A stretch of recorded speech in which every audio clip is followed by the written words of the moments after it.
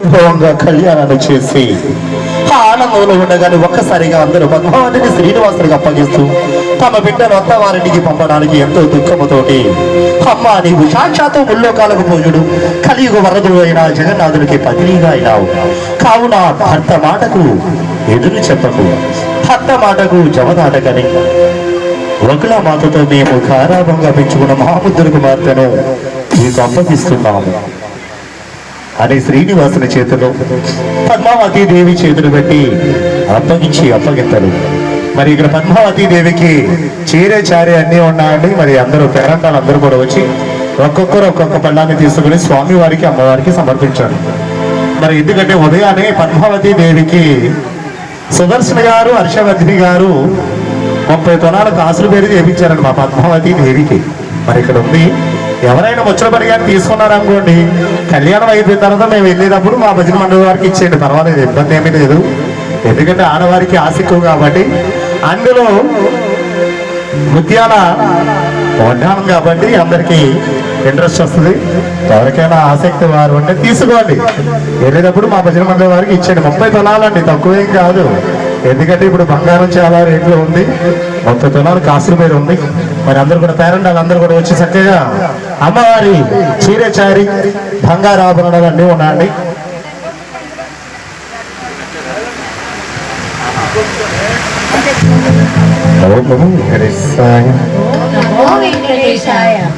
అమ్మ ఒకసారి ఆడపడిచి పంపించినప్పుడు కరివేపాకు ఉండాలి కదా,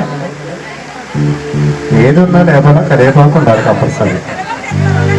అమ్మ తెప్పించినమ్మా 2 నెలలైనా పర్వాలేదు, శాస్త్రానికి ఉండాలి, 2 నెలలైనా పర్వాలేదు.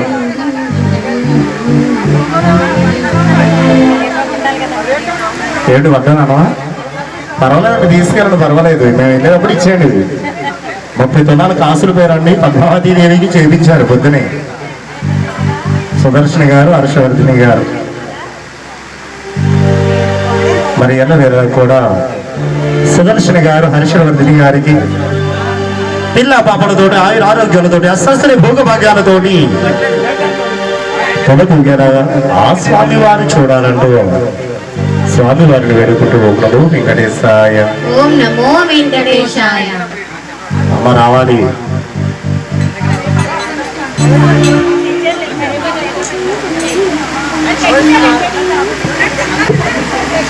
అమ్మ పేరెంట్ వాళ్ళందరూ కూడా ఒక్కొక్కరు ఒక్కొక్క పిల్లలు తీసుకోండి. వడ్లను అండి, అది చూసారా నిజంగా పెట్టేశారు అప్పుడే పద్మావతి దేవికి. ఎన్ని తులాలండి? 30 తులాలా? ఈ రోజున కాగులపాడు గ్రామంలో శ్రీనివాసుల కళ్యాణంలో పద్మావతి దేవికి 30 తులాల కాసులు పేరు చేపించారండి. ఎవరనుకున్నారో సుదర్శన గారు హర్షవర్ధిని గారు. ప్రతి కళ్యాణంలో ఇలా వడ్డానాలు పెడితే ఎంత బంగారం వచ్చినండి మాకు. ఓం నమో వెంకటేశాయ, ఓం నమో వెంకటేశాయ.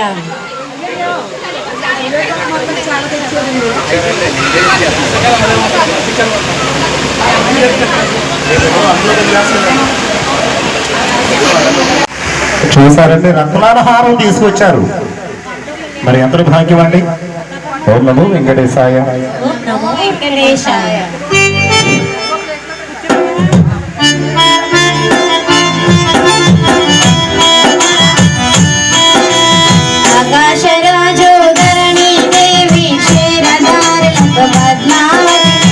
అమ్మ తీసుకెళ్ళండి. మీరు వస్తారు సార్, మీరు వద్దు. అమ్మ మీరు కూడా తీసుకోండి. జగన్నాథుడవు నీవే కాదా, నీ పదములనే కలిగినవే ధన్యుడమై శ్రీనివాస. కన్న దీపితో కన్నీరు పెడుతూ పద్మావతిని అమ్మాదించే బిడ్డడవాదులు చూడమంటూ దేవిని కోరినాడు. పద్మావతిని కూర్చోబెట్టి తల్లి తండ్రి సూతులు తెలిపే పాలు నీళ్ళు కలిసినట్లు ఆరు మగలు మెలగాలి.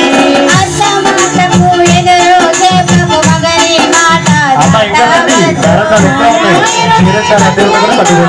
ఎంతో పుణ్యం చేసినావు. పసుపు కుంకుమ నిండుగా పెట్టి పద్మావతిని పంపెనుగా శ్రీనివాసుడే వారితో కూడి గరుడవాహన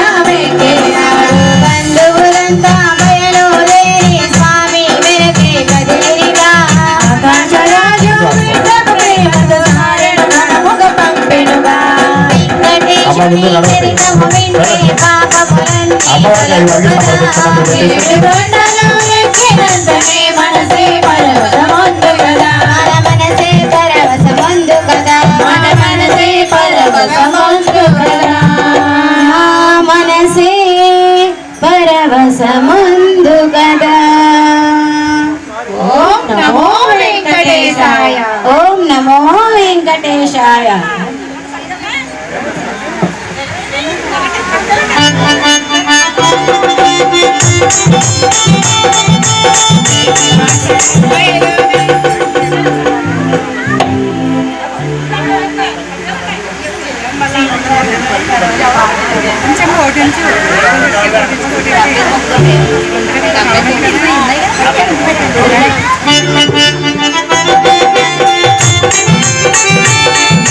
లక్ష్మీదేవి పలికిన పలుకులు నారద మునియే ఆలకించే తల్లి నీకు వివరము తెలిపిన శాంతముగానే ఆలకింపుము గడబడతోనే నారద మునియే జరిగిన కథనే తెలిపెనుగా విషయము తెలిసిన లక్ష్మీదేవి శోకమూర్తిగా నిలిచెనుగా తల్లి నీవు దుఃఖము చెందకు నీకు మార్గము తెలిపెను శేషాచలమున ఉన్న స్వామిని వెంట వెళ్ళి దూరు తల్లి నారదుడంతట ఉపదేశించి వచ్చిన దారిని విడలెనుగా లక్ష్మీదేవి ఆందోళనతో శేషాచలమే చేరెనుగా శేషాచలము కొండవి కూడా పద్మావతితో చేరి స్వామి తన విహారమే చేయుచుండగా లక్ష్మీదేవి అరుణించే కన్నుల వెంట నీరు కారగా నీలి గుడులు చెల్లిపడగా మోము అంతా ఎర్రబడగా రోషముతో నేను సరసలాడగా లక్ష్మీదేవి కోపముతో స్వామి ఎదుట నిలిచెనుగా